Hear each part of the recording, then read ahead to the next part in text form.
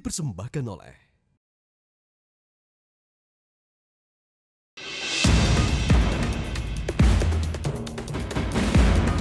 di siang tadi yang merupakan lanjutan dari pemeriksaan yang dilaksanakan beberapa hari yang lalu dengan menggunakan PCR dan kemudian sudah dikonfirmasi dengan menggunakan pemeriksaan genome sequencing, maka pada hari ini ada beberapa kasus positif lagi yang kita dapatkan.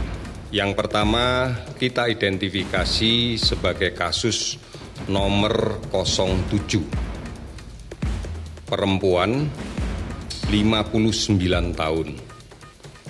Kondisinya nampak sakit ringan sedang, stabil.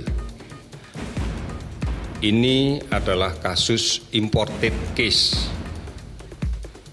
Beliau yang bersangkutan ini baru kembali dari luar negeri. Terkait dengan penambahan 13 kasus positif ini, bagaimana sebenarnya awal mula terdeteksinya, Pak Yuri? Beberapa kasus ini kan sebenarnya sudah masuk di 4 hari yang lalu ya. Awalnya kita masih mendapatkan hasil yang negatif, tetapi karena klinisnya masih ada batuk, masih ada pilek, masih ada demam, maka kita putuskan untuk kita ulang lagi.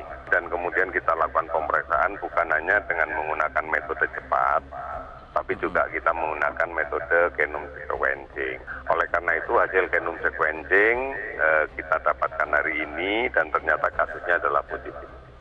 Ada yang kemudian secara sukarela mereka langsung ke rumah sakit setelah habis bepergian ke luar negeri, kemudian merasakan kok badannya nggak enak gitu. Oleh karena itu mereka kemudian datang ke rumah sakit dan kemudian kita periksa dan kemudian ditemukan kasus itu positif.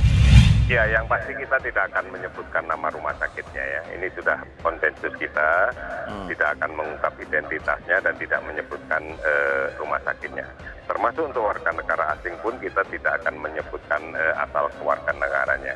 Namun duta besar dari negara itu sudah kita beritahu. Terkait dengan orang-orang yang mungkin di bandara, mungkin di rumah, mungkin di tempat umum berinteraksi dengan 13 orang ini sebelumnya, Pak.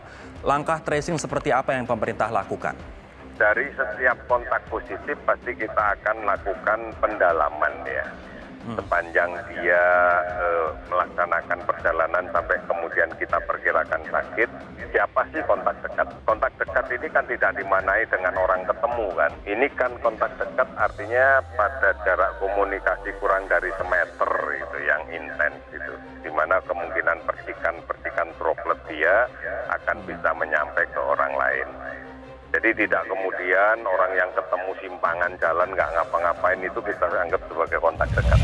Kita tidak ingin apa yang terjadi di Iran, apa yang terjadi di Korea Selatan. Awalnya kita tidak tahu berapa jumlahnya, tiba-tiba lantas tumbuh multiple times begitu sampai dengan ribuan jumlahnya saat ini. Nah, apa dorongan dari pemerintah Pak Yuri agar masyarakat yang ada tidak hanya di kota besar namun juga di daerah, kota-kota kecil begitu, kemudian mau datang ke fasilitas kesehatan memeriksakan dirinya?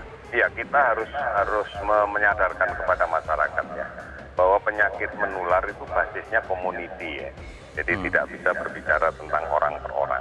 Oleh karena itu yang harus dilakukan sekarang adalah secepatnya kita mengidentifikasi potensi sumber penularan, yaitu kasus positif. Nah, kasus positif ini tentunya akan tidak tiba-tiba saja menjadi positif kan. Kalau kita tarik ke belakang sebelum dia menjadi positif, tentunya kan ini adalah kelompok-kelompok orang dalam pemantauan yang kemudian menjadi sakit, sehingga menjadi pasien dalam pengawasan.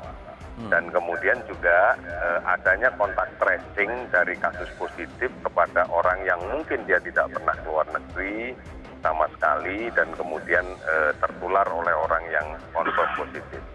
Inilah yang kita sebut dengan penyelidikan epidemiologi.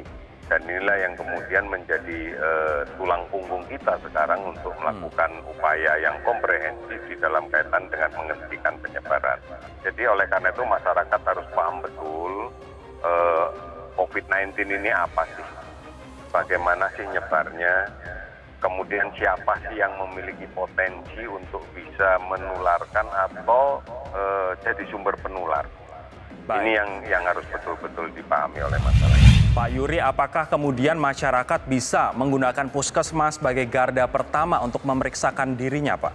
Pasti, karena pasti kalau datang ke puskesmas akan menanyakan apakah Anda pernah bepergian ke luar negeri pada daerah-daerah yang kemudian memiliki potensi penularan tinggi, kemudian apakah gejala-gejala yang Anda alami ini sejalan dengan perjalanan penyakit COVID-19, ini kan adalah early warning system yang kita bangun ya. Sehingga deteksi dini itu sebenarnya ada di puskesmas. Sehingga kalau deteksi dini bisa kita laksanakan dengan baik, maka respon cepat itu juga bisa akan menjadi lebih bisa kita maksimalkan.